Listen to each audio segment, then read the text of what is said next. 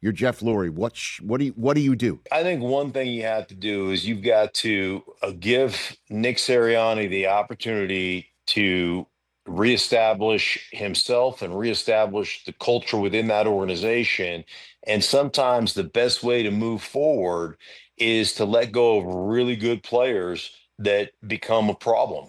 And I think one of the things that happens in a locker room when a guy is unhappy, and we're talking about AJ Brown, how that filters through your locker room. If you consistently have to acquiesce to a certain guy because he is that talented, ultimately what happens to guys like me is you watch that go on, it becomes uncomfortable in your own locker room. Right, be like we gotta acquiesce to that guy on a consistent basis, and then all of a sudden that dude's in the training room. You're like, I don't want to go in the training room. I'm gonna skip my treatment, or I'm gonna do it later, or whatever the case may be.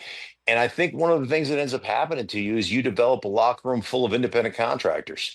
I'm just going to do my job, but I Hmm. don't want to be involved or be connected because you guys consistently, you acquiesce to a guy who's being an ass as opposed to handling your business. Well, And so it's not the OC, QB, or I, HC. I, It's number I, 11. That's what you well, I say. think, I think, I think number 11's a problem.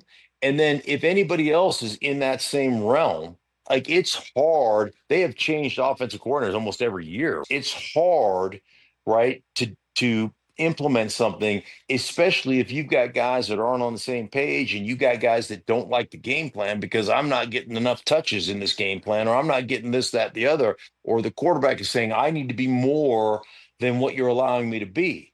And I think one of the biggest things just in life in general, Rich, is to know what you are, but probably more importantly, know what you're not. The first thing I did when I broke the huddle was to say to myself, where is my help and where can I not get beat? Let me funnel a guy where I have help and where I know I can win, as opposed to being, a moron and jumping in the middle of a guy and giving him a two-way go. Like those are the things you need to know as a player and you need to know as an organization.